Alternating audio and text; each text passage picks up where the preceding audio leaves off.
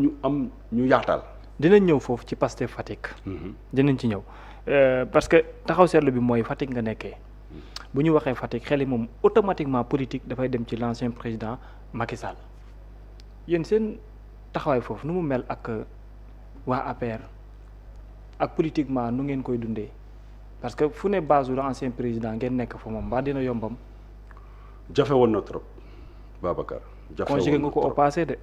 jafe woon na trop Babacar ba ñuy door jafe woon na trop gis nga bi ñu njëkkee attaqué Ousmane Sonko dans cette histoire sordide ñu woote fa ndaje pour riposter je me rappelle très bien 7 la ñu woon. juróom-ñaar a ñëw. ñu bëgg a def point de presse ñu am bërëb public bu fa nekk ñu bëgg ko fa defee bëgguma tudd tur bi pour ne pas l'exposer c'est un lieu public hein donc ñëpp am fa sañ-sañ parce que c'est pour les populations. na tudd lu ñëpp moom la garaawul. waa ji gérant bi fekk ñu foofu nañu fii mënu leen fi taxaw ci digg tali bi lañ defee point de presse. loolu moom tooñ la nag. loolu tooñ la maa ngi koy fàttali maa ngi ko naan attention. lii mais waru leen bloquer circulation bi. juste ndax benn point de presse. non foofu place publique la. waaw place publique la. waaw kaw tali ba mais ci trottoir bi en tout cas la ñu taxaw. waaw kon maa ngi koy wax naan ko. attention lii mairie bi moo la ko jox. te bés a ngi ci bés yi maire boobu la ko jox mun na changer couleur. amoon nga certitude. amoon naa certitude bi donc mu jafe lool. opposé wu foofu à Macky Sall nekkoon presque quelque chose de tabou. C'est-à-dire nga critiquer sax Macky Sall. dañ la doon xool comme un monstre comme quelqu'un qui n'est pas normal. donc c'était très difficile mais nag mu am ay jàmbaar yu ŋànk drapeau bi ne duñ ko bàyyi. takk ci rek téye rek dëgër ba tey mun naa ne la Pastef moom la mooy la première force politique du département même si cette force n'est pas encore organisée moom laay wax que ni situation de léthargie bi parti bi nekk nga xam ne jaayatul carte. Pratiquement ces instances ne fonctionnent plus normalement dafa nekk handicap ci ñun par exemple Fatick nga xamante ne dañu bëgg véritablement capitaliser aujourd'hui sympathie bi nga xam ne nit ñi am nañ ko tey ci Ousmane Sonko parce que gis nga foofu c'est une zone séeréer te séeréer daa bëgg jàmbaar te Ousmane Sonko dafay symboliser njàmbaar séeréer dafa bëgg ku dëgër bañkat te loolu dafa nekk loo xamante ne tey jii sympathie la bu nit ñi bu Fatickwa yi am ci président Ousmane Sonko mais loolu il faut ñu capitaliser ko. pour capitaliser ko nag il faut ñu joxe carte yi defaraat structures yi yokk cellules yi tey jii on a des dizaines et des dizaines de cellules yoo xamante ne pare nañu sur le papier. mais mënuñu leen formaliser. parce que amul carte. dinañ ñëw ci cellules yi mais sànq yaa ngi woon ci escalier bi ngeen abbu ba yegg si à un certain niveau. depuis kañ la tournure bi commencé di changer naka la changer wala nan ngeen ko changer ak actuellement fan ngeen toll parce que c'est un combat qu'un parti politique boo xam ne ki ko jiite moo jiite woon réew mi mu am fa fief kenn bëgg ba ka nga yéen ngeen bëgg fa imposer wu. dama lay jox benn exemple bu ndaw rek ci évolution bi ñu def tey jii jamono jii may wax ak yow amul benn collectivité locale muy les 17 mairies. waaw du département de Fatick ak le conseil départemental. bu patriote jiite lépp c'est entre les mains de l'opposition. kañ lañ mujjee dem élection xam nga 2022 la. waaw ça veut dire qu'en 2022 nous étions minoritaires dans le Fatick. du dëgg. waaw ñu dem ban élection moo ci topp. élection présidentielle waaw élection kii présidentielle. d'abord législative. waaw législative yu 2023 je crois. 2022. yu 2022. waaw foofu ñu def. nga gis ñu def ay bond en avant. waaw même si nous n'avons pas gagné le département mais gis nañu vraiment ay bond qualitatif presque des communes yoo xam ne gagné nañ leen ci élection yooyu c'était dans le Yewwi Askan Wi. 2024 élection présidentielle. ñu dem 2024 élection présidentielle communes yi ñu gagné woon. gën a yokk même si gagné wuñu département bi li coow li di bari yëpp. Fatick n'avait pas encore basculé dans la majorité présidentielle. Fatick mi ngi basculé ci élection législative yi passé lay doog a basculé. lu koy firndeel. li koy firndeel mooy ñi ñoo gagné département bi les 2 députés yi jóge Fatick sont de Pastef. D'accord muy l'honorable député Cheikh Faye et l'honorable député Ami Ndiaye. ñu ngi leen di nuyuwaale. ñu ngi leen di nuyu bu baax di leen ziar di rafetlu seen liggéey ñoom ñoo nekkoon sur la liste départementale de Fatick. législative yi. mooy législative yi passé ça veut dire que aujourd'hui Fatick a définitivement tourné le dos à Macky Sall. Parlant dans le sens politique sànq nee nga xaw ma ki jiite parti bi daw na dem na nan nga ni dundee cette situation ngeen nekk ci nguur goo xam ne volonté aujourd'hui mooy traduire ki jiite foofu politique ci benn instant mooy devant la justice alors que nekku fi nan nga gisee cette situation du président Macky Sall ak seen volonté politiquement aussi ak tamit ci politique pénale yéen waa PASTEF. Bon c'est dommage mais je crois que man dinañ inviter nos députés à porter benn proposition de loi boo xamante ni dañuy tëgg ci sunu texte ancien président de la République et tous les anciens ministres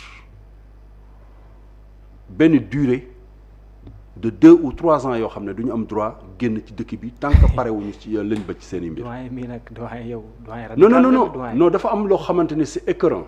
Ah oui c'est écœurant. mais loolu yéen a ngi koy ngawte biir foofu. non li écœurant mooy tey li nga xam ne sunu gars yi def nañu ko fii ci biir réew mi te def ko defu tayeef gis nga combien de fois on nous a agressé à Fatick mënuma la ko wax. kan yéen di ñu néewal doole. combien de fois dem nañ porté nañ sax plainte ba tribunal. lu xewoon ba ngeen porté plainte. non parce que dañu nekk en campagne électorale des nervis de Matar Ba ñëw attaqué ñu dóor ñu gaañ ñu. yaa ngi tudd tur de. mais Matar Ba dama koy tudd ce sont ces nervis ñoom ñooñu parce que le dossier était au tribunal. non damay bañ nga dugg foo xam ne mën na. non le dossier était au tribunal. loolu maa ko fekkee man dama ko fekkee kenn nettaliwuma ko.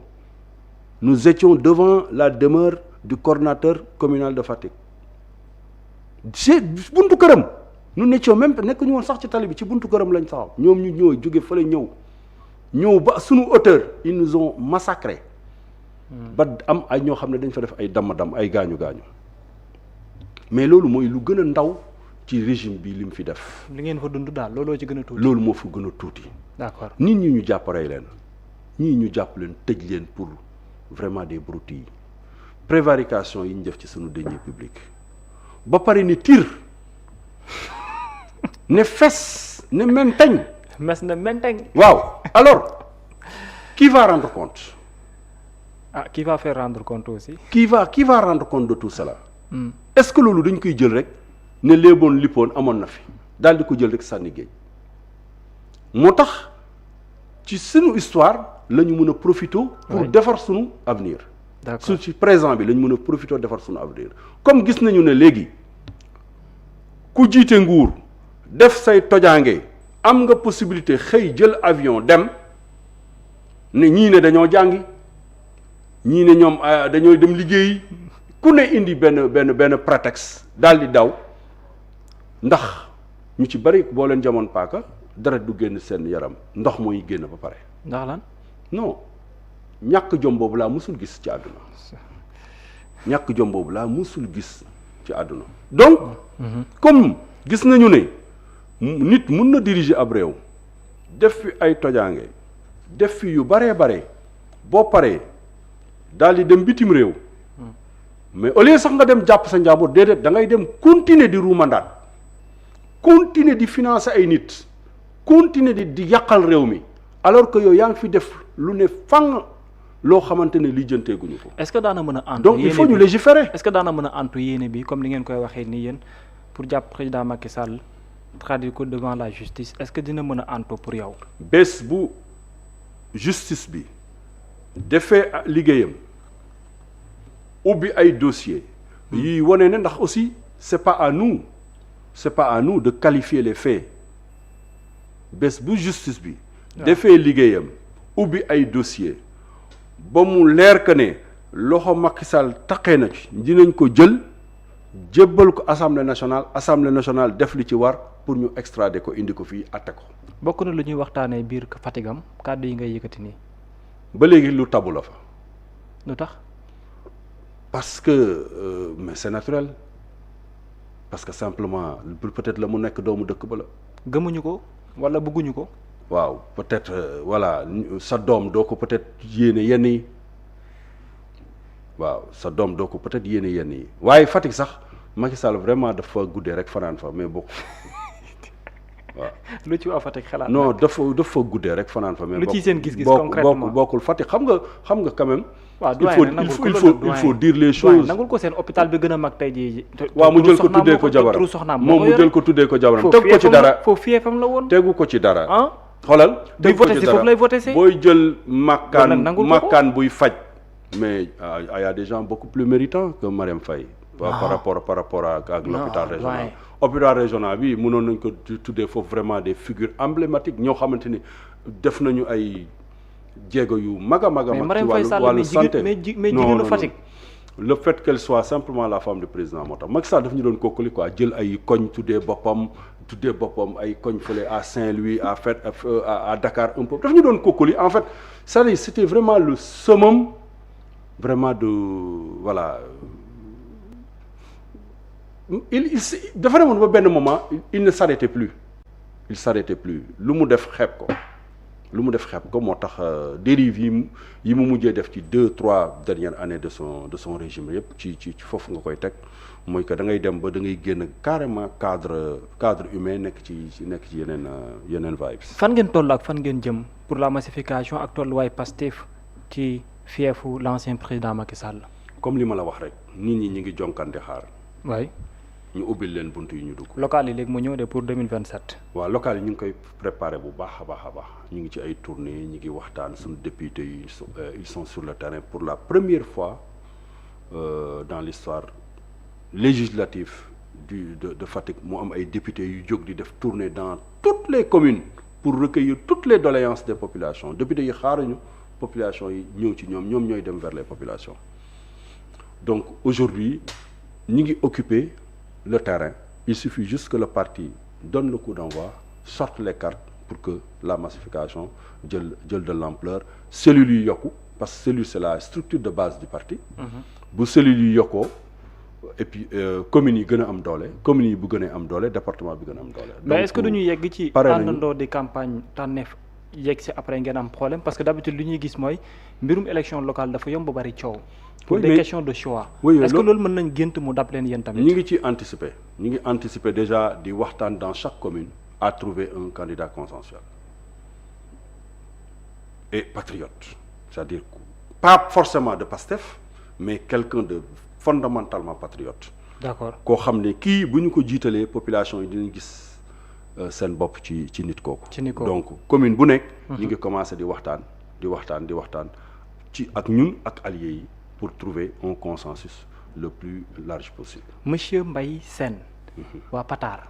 commune bu Patar nag moom. commune bu Patar li nekk ci yeneen communes yi rek moo fa nekk. mais je parle de vous. le maire pour vos ambitions est-ce que da nga am ay ambition pour la commune de Patar. bien sûr ku nekk da ngay am ambition. pour sa gox. da ngaa bëgg pas forcément pour jiite ko. mais pour que sa gox. gën a raw ci gox yi. doyen mais fauteuil bee tax may wax doyen. non fauteuil bi xam nga j'étais candidat aux dernières élections municipales. gars yi dañ laa dóor. waaw dañ maa dóor. je suis arrivé doyen kun yow. je suis arrivé troisième. sa commune kun dëgëragul de. waaw mokk gu rupp de. waaw mais li doon démb li valable woon démb valableul tey. la woon woni na. lu koy waree. c'est-à-dire li koy wane mooy comme li ma la démonstration bi ma la def tout à l'heure rek nee naa la. jiitewuñu benn commune u Fatick. mais dernier yi passé yaa ko gagné Patar. maa ko gagné. présidentielle législative yi passé maa ko gagné. présidentielle yi aussi. présidentielle gagné wu ma ko woon. mais yaa ngi defaale ay jéego quoi. waaw ñi ngi defaale ay jéego je sais que la woonoon la nekkoon nekkatul. maintenant ñun Pastef du ñu fonctionner benn messie c'est toi qui décides de tout et cetera affaire candidature dañu am ay règles. yu ñu koy tànnee. mais yow sa yéene mooy nekk maire. non pas forcément. 2027. pas forcément. loolu lañ ma wax di. non pas forcément. dañ ma ko wax de. waaw non waa Pataar de ñenn ci ki la waa ko wax Pataar peut-être ñoo daf maa yéene rek. mais waaw. pour le moment. waay wax dëgg yàlla amul benn commune boo xam ne nit mun naa jug fëgg dënnam ne man maay candidat bi. mais buñ la sampee nga dem. mais bu ma nit ñi wóoloo évidemment buñ ma wóolee ne ma yaa fi sës mais bien ma yaay porté drapeau bi ma porté drapeau bi mais bu ma sañoon bàyyi ko xale yi. bu ma sañoon man au plan personnel bu ma sañoon dama koy bàyyi xale yi parce que nag yàlla dénk na ma tey ma nekk PCA wu SOMISEN donc jaadu na tam buñ la dénkee dara nga bàyyi ñi nga àndal te ëppoo leen dara ñoom aussi ñoom ñu mën a téye ci leneen. mais waxu politicien lu ñëw nga nguufaanu ko loolu man du sama philosophie. donc pour yow on doit choisir quelqu'un d'autre. pas forcément j'ai pas dit ça dama ni. boo sañoon yow du yow yaay nekk candidat bi mais keneen moo koy nekk parce que am nga ndombal tànk ba noppi. c'est ça je veux dire que man nekkuma dans une posture de cumul. léegi Chérif mais nag bu ñu demoon. waaw évidemment mais l'actuel maire fan la bokk. l'actuel maire il est de la société civile. il est de la société civile. nu seen relation mel en tant que ku jiite Aliou Diallo maa ngi koy nuyu. en tant que responsable politique nan la seen relation mel. non nos relations sont excellentes. excellente parce que moom dafa nekk nit ku yaatu nit ku bëgg Pataar nit ku sonn ci Pataar. léegi nga bëgg koo déjjate nag yow. non c'est parce que dafa moom ci boppam mi ngi ci 3e mandat am. doy na daal. doy na moom ci boppam nee na moom moo ko annoncé publiquement que nekkatul candidat il va se retirer ba pare âge am ak santé am yëpp mayetu ko maa ngi koy ñaanal yàlla wér ak gudd fan bu baax a baax mais moom il va se retirer. donc la bataille de Pataar aura bel et bien lieu. aura bel et bien lieu et yow kenn du la ci génne. ah maa nga ca biir. waaw maa nga ca biir. alors parlons un tout petit peu de SOMISEN de le DG Ngagne Demba Touré fan yële maa ngi dalal fii ki jiite seen portefeuille de directeur portefeuille bu